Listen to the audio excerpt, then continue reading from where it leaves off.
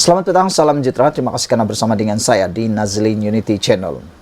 Sejak kebelakangan ini, beberapa jam selepas Haji Jinor difitnah berkaitan salah guna kuasa yang melibatkan kelulusan tanah di Pulau Belambangan, banyak pihak telah tampil, bahkan ada laporan polis dibuat. Namun yang paling kita tunggu-tunggu ialah apa komen daripada Haji Jinor berkaitan dengan isu dakwaan salah guna kuasa ini. Sebelum itu tadi telah pun dibacakan siapa yang menyebarkan berita ataupun perkara kononnya Haji Jinor menyalahgunakan kuasa. Telah didedahkan oleh Pendekar Amin bahawa dalang kepada menyebar dakwaan salah guna kuasa Haji Ji itu ialah seorang penjawat awam yang mempunyai maklumat dalaman dan mempunyai rakan yang turut berminat mahu mendapatkan tanah di Pulau Belambangan tersebut. Namun demikian, untuk makluman anda semua, selepas isu ini menjadi panas dan selepas isu ini tersebar luas, akhirnya Datuk Seri Haji Jinor tampil memberikan jawapan yang padu dan luar biasa.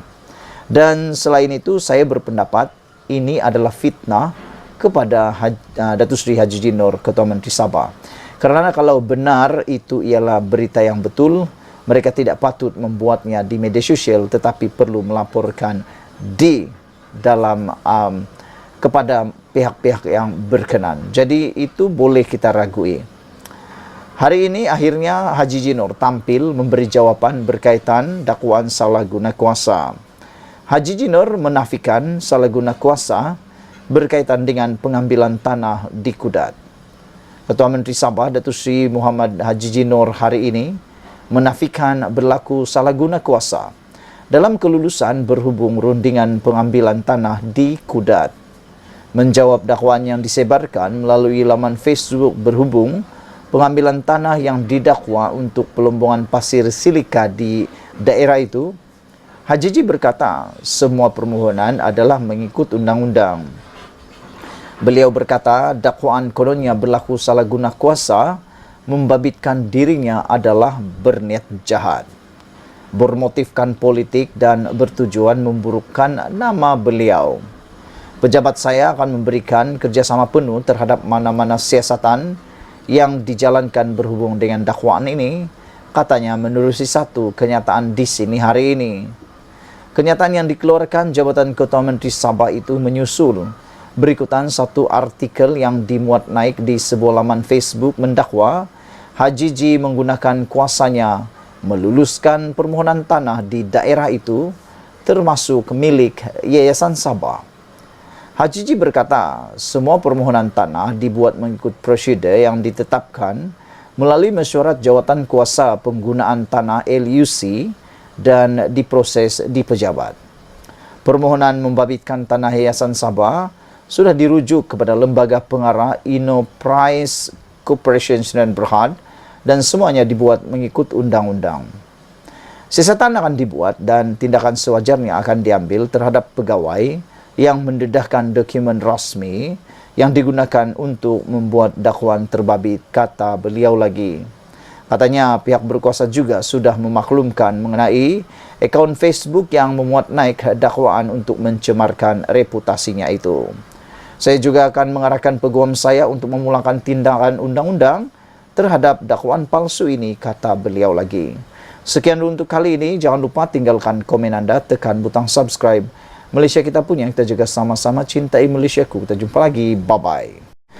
Selamat pagi, salam sejahtera. Terima kasih karena bersama dengan saya di Nazlin Unity Channel. Isu petang ini yang paling menarik sekali ialah masih berkisar tentang fitnah yang ditujukan kepada Haji Jinor.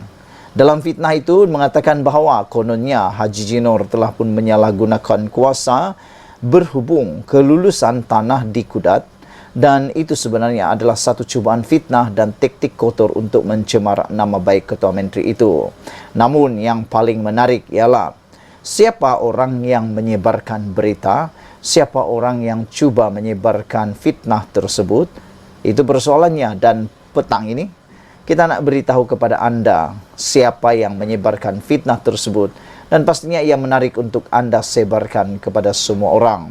Rupa-rupanya penyebar kepada fitnah itu dalang kepada sebar salah guna kuasa tersebut yang dikatakan didakwa fitnah tersebut adalah seorang penjawat awam. Menurut Pendikar Amin, seorang penjawat awam adalah dalang yang menyebarkan dakwaan salah guna kuasa Hajiji. Seorang kaki tangan kerajaan yang mengetahui urusan permohonan tanah dikaitkan dengan dakwaan salah guna kuasa membabitkan Ketua Menteri Sabah Datuk Seri Haji Nur dipercayai menjadi dalang yang menyebarkan maklumat itu kepada pihak tertentu. Mendedahkan perkara itu, Timbalan Pengerusi Gabungan Rakyat Sabah GRS Tan Sri Pendikar Amin Mulia berkata, maklumat berkenan kemudian disebar di media sosial sebagai dakwaan salah guna kuasa membabitkan Haji Nur bagi menimbulkan prasangka buruk terhadapnya.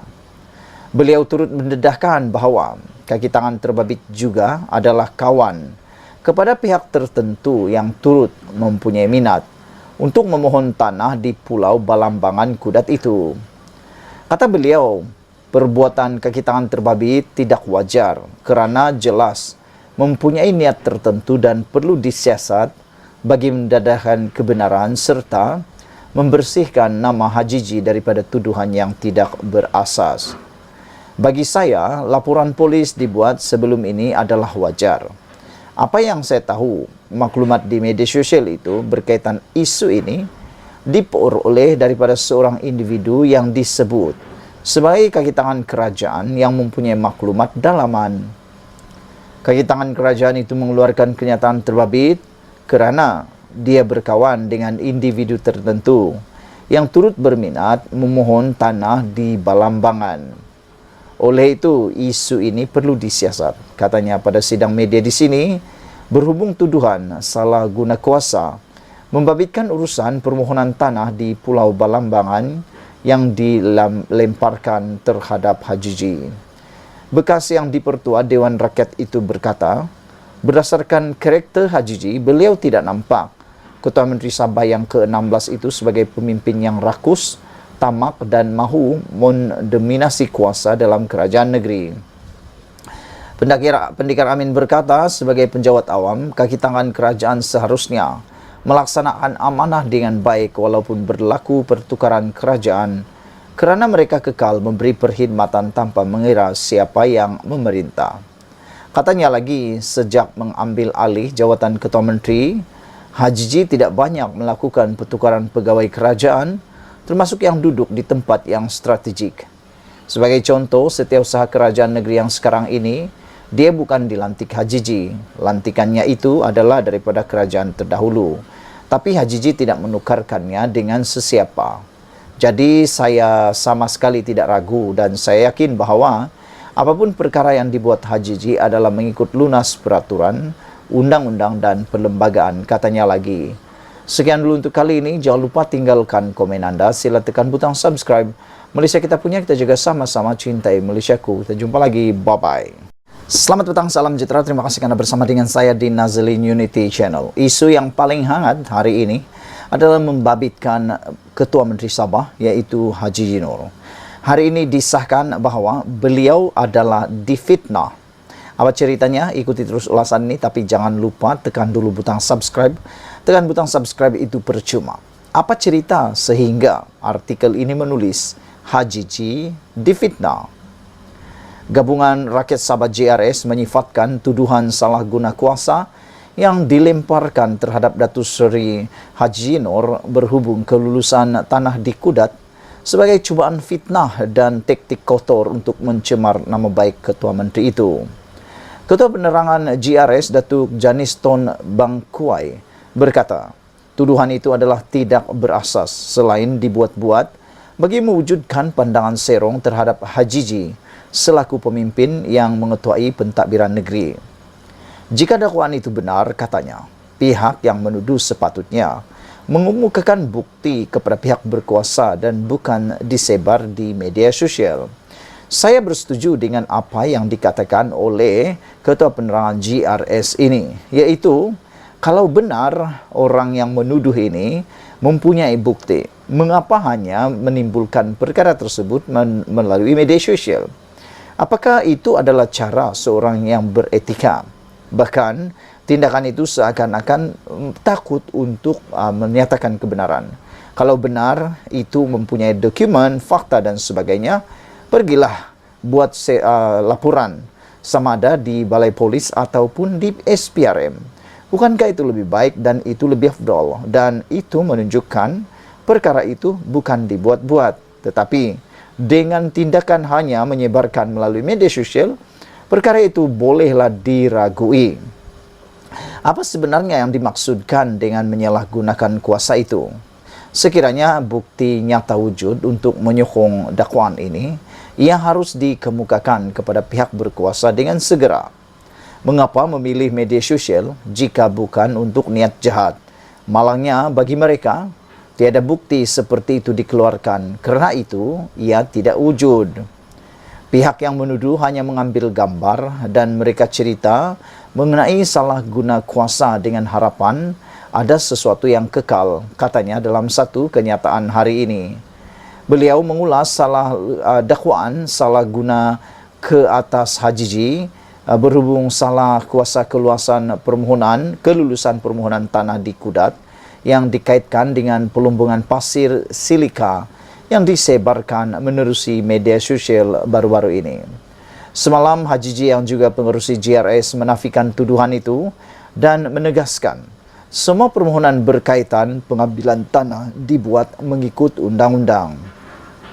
Johnston yang juga Ketua Penerangan Parti Bersatu Sabah PBS berkata, kerajaan GRS Plus pimpinan Haji tidak mengamalkan takbir urus bertentangan dengan prosedur ditetapkan. Sebaliknya berlandaskan peraturan, kata beliau lagi.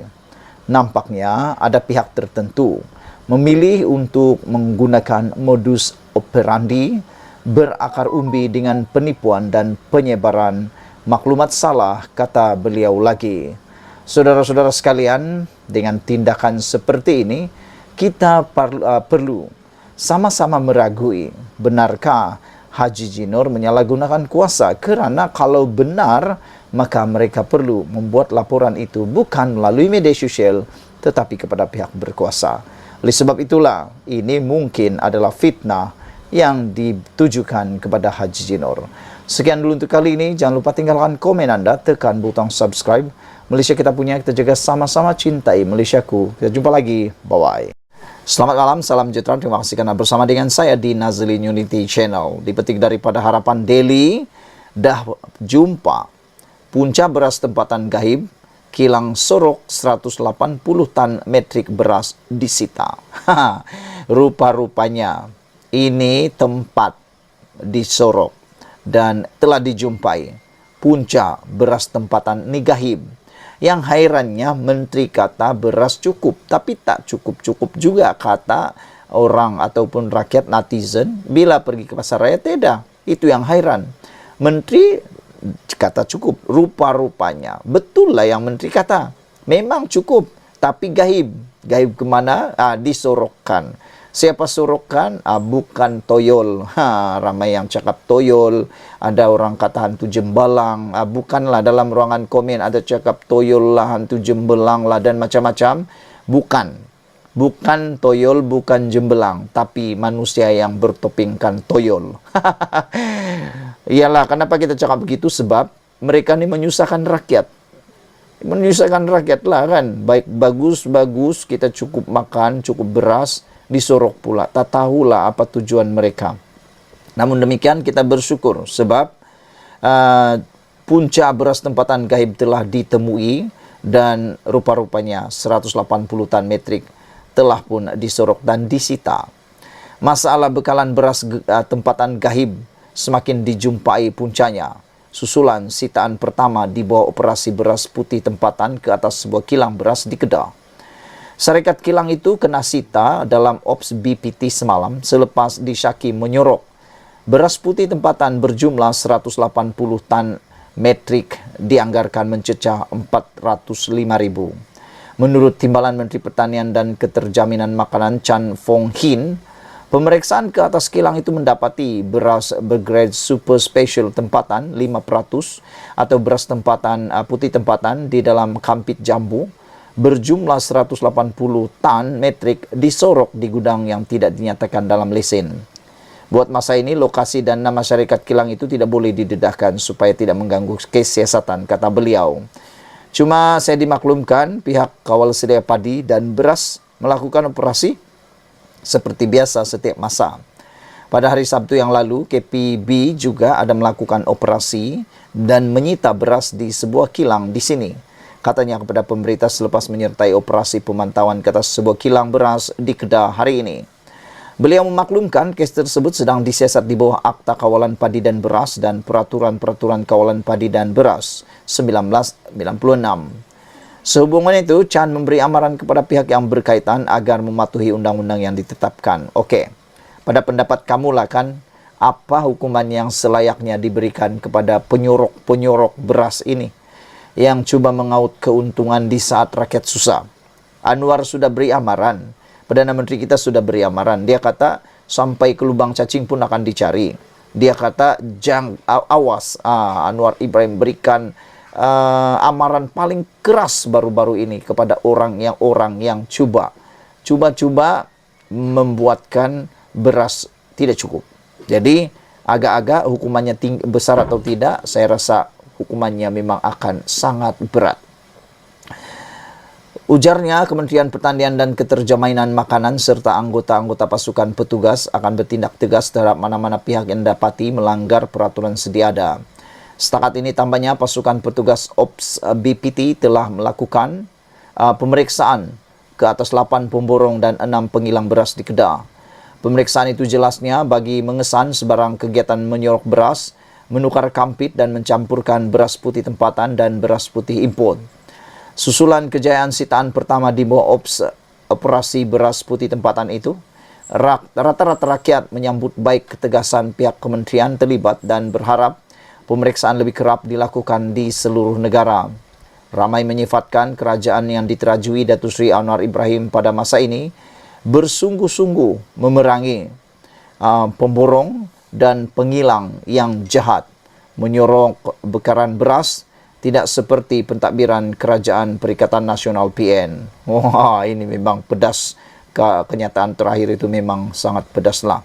Dan untuk makluman kita semua, ada satu jaminan yang terbaik untuk kita bahawa bekalan beras putih tempatan akan pulih dalam tempoh sebulan lagi. Sekian dulu untuk kali ini. Jangan lupa tinggalkan komen anda, tekan butang subscribe. Malaysia kita punya, kita jaga sama-sama cintai Malaysiaku. Bye-bye.